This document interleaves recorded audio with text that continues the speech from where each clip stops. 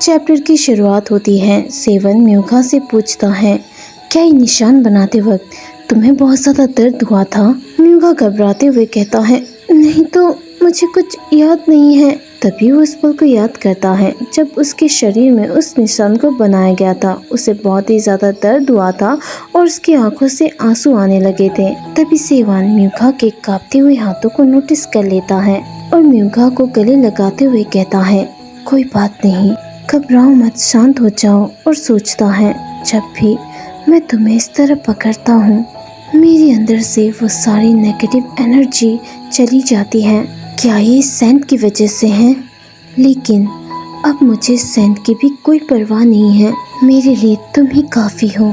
तभी म्यूका घबराते हुए कहता है, योर हाइनेस, क्या आप मुझे छोड़ देंगे? मैं सांस नहीं ले पा रहा हूँ। ये सुनते ही अचानक सेवान को होश आ जाता है और म्यूका को इस हालत में देखकर वो घबराते हुए पीछे सरक जाता है और हैरान होते हुए सोचता है, हाँ, कब से म्यूका मुझसे ही सवाल पूछ रहा था। जब मैं म्यूका के साथ में होता हूँ तो हमेशा ऐसा बिहेव क्यों करता हूँ? और म्यूका से पूछता है, तुम मुझ पर गुस्सा क्यों नहीं हो?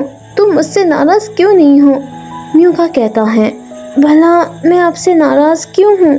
सेवन कहता है, क्योंकि मैंने तुम्हारा गला दबाया था। म्यूका कहता है, लेकिन मुझे पता है योर हाइनेस, आप मुझे नहीं मारेंगे। सेवन पूछता है, तुम इतने यकीन से कैसे कह सकते हो? म्यूका घबराते हुए कहता है, खैर मैं। और तभी जोर जोर से हंसने लगता है।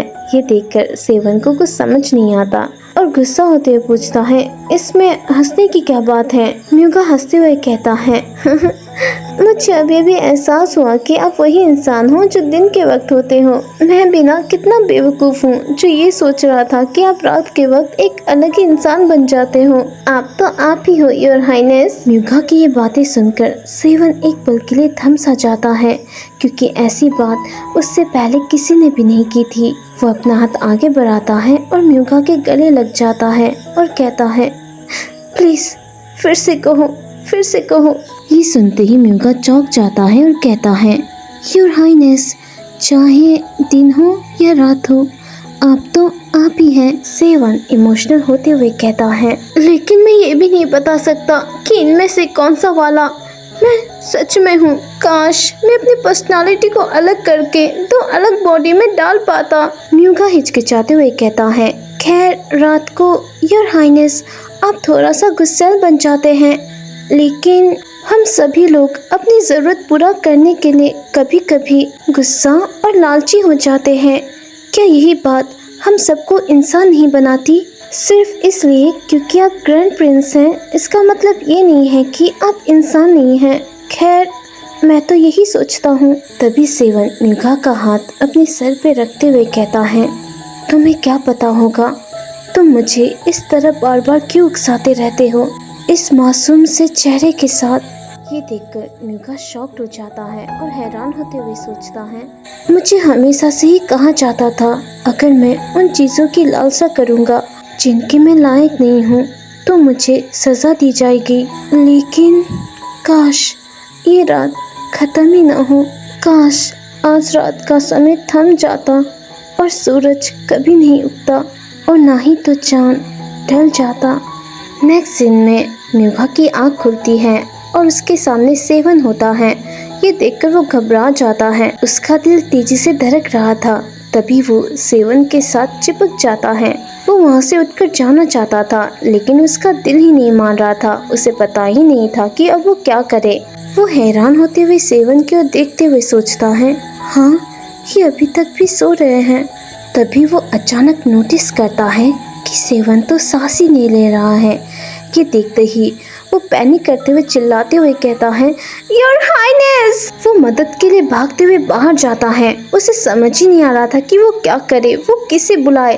वो पैनिक करते हुए कहता है, शायद मुझे कैप्टन या लेडी यांग को ये बात बतानी चाहिए। म्यूका पैनिक करते हुए भाग ही रहा था कि तभी एक औरत उसे देख लेती है। उस औरत को देखते ही म्यूका रोते हुए कहता है, माय लेडी। म्यूका को ऐसे देखकर वो लेडी हैरान होते हुए और घबराते हुए पूछती है, क्या हुआ? म्यूका रोते हुए कहता है, माय लेडी,